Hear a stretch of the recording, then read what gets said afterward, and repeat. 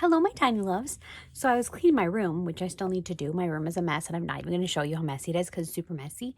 Anyways, but I found this book, and I never read it before, but look at how tiny it is. Compared to the size of the other books, it's very small, and it's called The Forgetful Bears. So I thought we'd try it out together. We'll see what it's like. The Forgetful Bears by Lawrence Weinberg, illustrated by Paula Winter. Forgetful Bears.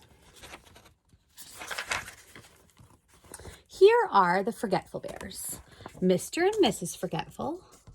Mr. and Mrs. Forgetful. And their children, Sally and Tommy Forgetful. Oh yes, we can't forget Grandpa Forgetful.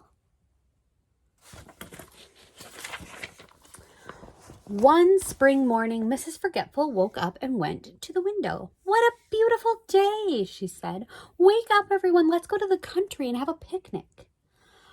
"Hooray!" shouted Sally and Tommy Forgetful. "We'll make lemonade." They ran to the kitchen and squeezed lots of lemons. They added sugar, they added water, and soon the lemonade was ready. But they forgot about the picnic and drank it all themselves.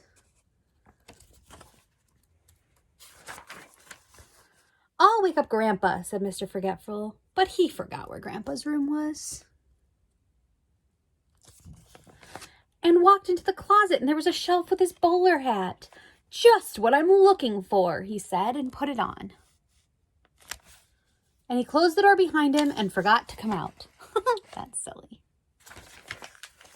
Soon Mrs. Forgetful was ready to leave. "All right, everybody," she called. "Let's go." But she forgot where the front door was, and instead she opened the door to the closet. "Ah, there you are," said Mr. Forgetful, who was standing inside. "Have you forgotten that we're going on a picnic?"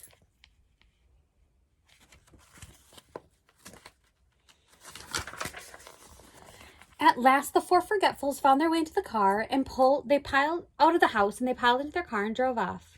Suddenly, Mrs. Forgetful called out, "Turn back! I forgot the food!" Mr. Forgetful headed back to town, but he forgot what street they lived on and couldn't find the house. Oh no, that is very bad.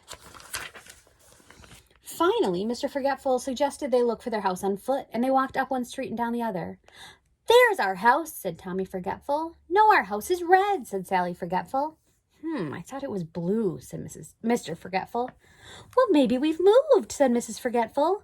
"I'm tired. Let's go back to the car." But where was the car? Nobody could remember.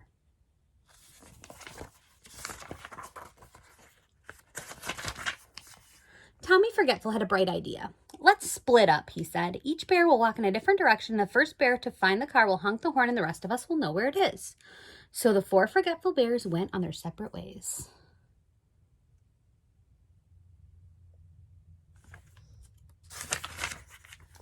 Mrs. Forgetful walked down the streets where there were many stores. The supermarket sign said, "Big sale today." She forgot about the car and hurried in to shop. Sally Forgetful walked down another street where there was a park. She forgot about the car and sat down to rest. I like her little outfit. Tommy Forgetful came to a bus stop. He forgot about the car and hopped on the bus. There's other animals in the bus that's being driven by a lion. You know what these other animals are? Mr. Forgetful kept walking and walking, and he forgot about the car, and he walked straight out of town. That is very bad. Meanwhile, Grandpa Forgetful woke up. He rubbed his eyes and got out of bed. "Where is everybody?" he shouted, and he went outside to look. There, across the street, was the family car. "What luck!" said Grandpa, and he drove off to find the other Forgetfuls. Oh, goodness, you guys. When they parked their car right there, they could have seen their house. But instead, they thought they were lost. Soon he found Sally Forgetful asleep on a bench. "Poor child. She is tired," he said to himself, and he stopped and carried Sally into the back seat of the car. A little while later, Grandpa saw Mrs. Forgetful leaving the supermarket. Poor woman, she sure is loaded down. He took some of her packages and helped her into the car. Wow, she was going to walk home with all that groceries. It's called a lazy man load. Grandpa stopped by the light and saw Tommy Forgetful. Poor boy, why is he riding on the bus? Grandpa honked the horn. Come with us, Tommy. So Tommy hopped off the bus and slid in next to Grandpa. Where are we going? Tommy asked. Such a nice day, Grandpa said. How would you like to go for a picnic in the country? What a wonderful idea, said Mrs. Forgetful. Why didn't I think of that?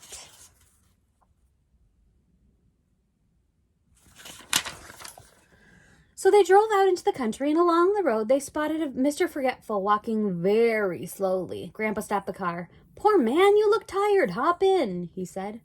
Thank you, said Mr. Forgetful, but I never accept rides from strangers. But we're your family, shouted Mrs. Forgetful. I'm your wife, and this is your son, and this is your daughter, and this is your father. Wow, he really is forgetful. He doesn't remember his own family. They may want to go to the doctor.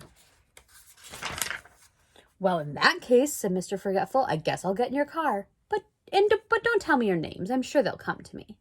So they drove to a lovely spot by the river, and they made sandwiches from the groceries Mrs. Forgetful had bought, and they had a wonderful time, which they never forgot. Honestly, this is like a really good picnic. Look at all the fun food.